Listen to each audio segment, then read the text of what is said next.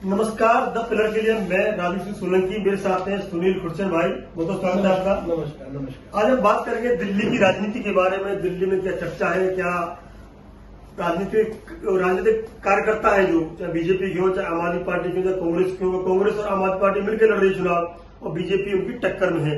और पिछली बार जो विधानसभा चुनाव हुए थे और उसके बाद जो एमसीडी इलेक्शन हुए थे उनमें आम आदमी पार्टी जीत गई थी, लेकिन लोकसभा में बीजेपी जीती थी। तो आंकड़े कहीं न कहीं विधानसभा के हों, चाहे एमसीडी के हों, चाहे लोकसभा के हों, परसेंटेज ऑफ वोट की बात करते हैं तो कहीं न कहीं कांग्रेस और आप मिलकर के बीजेपी टक्कर में दिखाई देती है। साथ ही साथ जो बीजेपी में टिकट वितरण हुआ है उससे कितने कार्यकर्ता संतुष्ट हैं, नाराज हैं, रोष है, उसके बाद चर्चा करेंगे। खुर्चन भाई, क्या रोष है या संतुष्ट है कार्यकर्ता? देखो, रोष तो कुछ भी नहीं है। पार्टी में सिर्फ जोश के सिवा सारे लोग जोश में लगे हुए हैं, जोश से लड़ रहे हैं, जोश से लड़ा रहे हैं। हर एमपी को, जो बीजेपी का एमपी है, कैंडिडेट है, उसके लिए मैं आपको ये आपके चैनल से मार्फत आपको बताना चाहता हूं और लोगों को संदेश देना चाहता हूं कि इस इलेक्शन में जिसकी भी जो नाराजगी थी या जो नाराज है नीचे का कार्यकर्ता, चाहे मंडल अध्यक्ष हो, चाहे जिला अध्यक्ष हो, चाहे निगम पार्षद हो, चाहे विधायक हो, आपस में कई जगह हमने देखा है, लेकिन वो जाहिर नहीं होता है। तो मैं ये चाहता हूं कि आप लोग सब लोग मिलकर के काम करो। नहीं, काम करने वाली बात है। मेरा यह है कि टिकट वितरण में संतुष्ट नहीं है, रोष नहीं है, बिल्कुल जोश ही जोश है। मैं कह रहा हूँ जोश तो कई जगह तो विरोध हुआ है। नहीं, विरोध करना हर आदमी का हक है। मैंने उस समय ही बोला था, विरोध करना आदमी का है। लेकिन पार्टी को अगर कोई भी नाराजगी दिखाएगा, पार्टी को नीचा दिखाने की कोशिश करेगा, पार्टी को हराने की कोशिश करेगा, उसके साथ पार्टी कभी नहीं खड़ी रहती। पहली बात। अच्छी बात, आप इतना अच्छा काम था तो 7 में 6 टिकट क्यों काटने पड़े? अरे भाई, मोदी जी का जो निर्णय होता है, मोदी जी को हर चीज के बारे में पता होता है। उनको बताया जाता है कि ये बंदा ये काम नहीं क्षेत्र में हुआ, इससे पब्लिक नाराज है, इससे लोग खुश नहीं है। क्या दोबारा उस बंदे को हरवाने के लिए टिकट दिया जाए क्या? आप बताओ। बात हरवाने की नहीं है। मतलब कार्यकर्ता पिछले 10 साल से कोई सांसद था, 15 साल सांसद था, तो उनमें मतलब अब भाई साहब एक बात बताओ, दूसरों को भी तो चांस देना चाहिए। जनता से पूछो, जनता क्या कहती है। जनता कहती है कि दूसरे को भी चांस दो। एक ही आदमी को लड़ाओगे क्या? और भी लोग हैं पार्टी में, और भी लोग खड़े हुए हैं, और भी लोग मेहनत कर रहे हैं। मैं फिर कहना चाहता हूँ किंतु साथ बता दूं, हेमा मालिनी तो 75 प्लस भी है एज में भी, तो तीसरी बार रिपीट कर दिया है। देखो, हेमा मालिनी का काम क्षेत्र में काफी अच्छा हुआ है। वो एक महिला है, महिला के साथ साथ उन्हें राजनीतिक का भी अच्छा एक्सपीरियंस हो चुका है। उनके दरवाजे पे कोई भी जाता है, जो मैंने सुना है, वो कभी खाली रहती नहीं है। वो तो बॉम्बे रहती बताते नहीं, बॉम्बे तो उनका घर है, तो बॉम्बे तो आना जाना लगा ही रहेगा, लेकिन पार्टी के लिए काम तो करती है। उनका बनाया हुआ कार्यालय है बकायदा, सब रहना ठहरना सब वहीं पर ही है। वहां पर मथुरा में लोग आते हैं, जाते हैं, मिलते हैं। मैं भी मिल चुका हूँ। चलिए, वो अलग बात है। फिर दोबारा लौट दिल्ली पे आते हैं। दिल्ली में कांग्रेस पार्टी और आम आदमी पार्टी मिलकर चुनाव लड़ रहे हैं। कितनी टक्कर समझते हैं आप बीजेपी के साथ?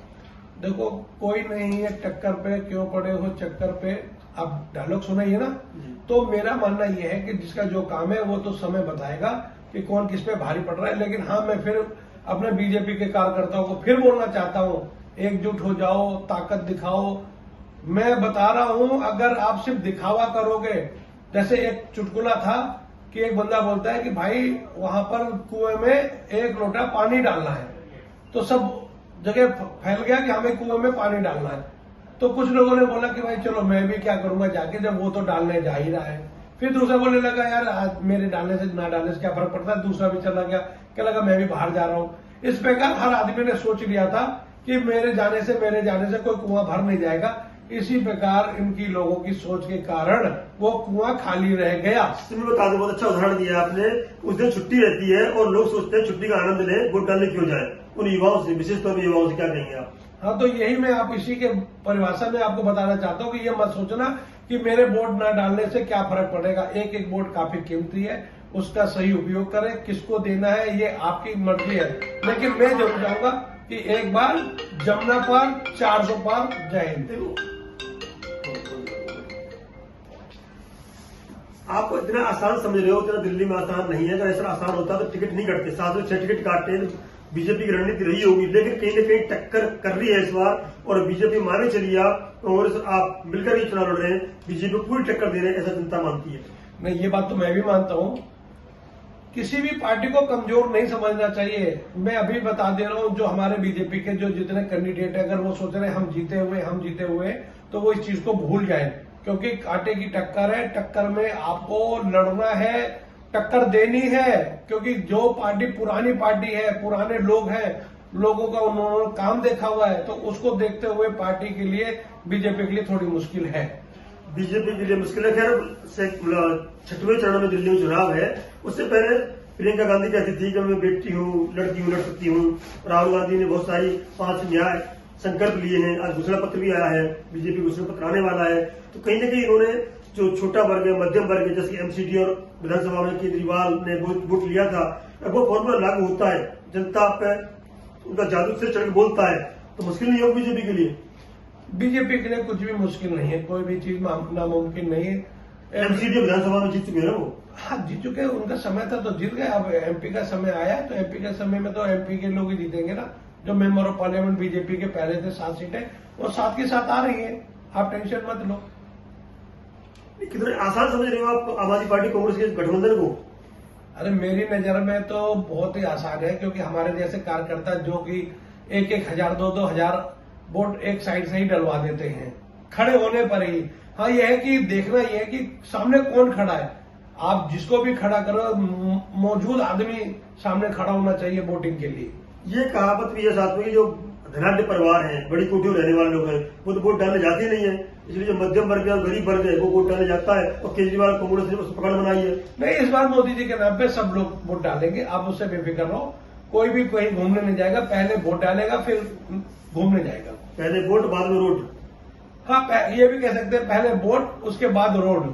मतलब रोटी बात कर रहा हूँ। रोटी? हाँ। अच्छा, मैंने सोचा आप घूमने की कह रहे हो कि रोड के ऊपर घूमेगा, तो मैं इसलिए कह रहा हूँ कि ये रोड और बोट और रोटी सब चलती रहेगी। चलिए, बहुत बहुत धन्यवाद आपका कि आपने बताया कि बीजेपी कार्यकर्ता सक्रिय है और जोश में है, और इस बार दिल्ली में पूरा जोश दिखाएगा। लेकिन आक्रोश भी है कहीं कहीं, उसको भी देखना होगा। और दूसरी बात है, टक्कर बहुत कर रही है।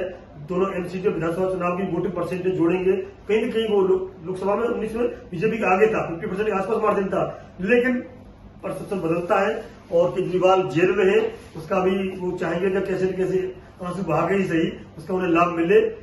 4 जून को पता चलेगा। तो तब बने रहिए द पिलर के साथ। जय हिंद, जय भारत।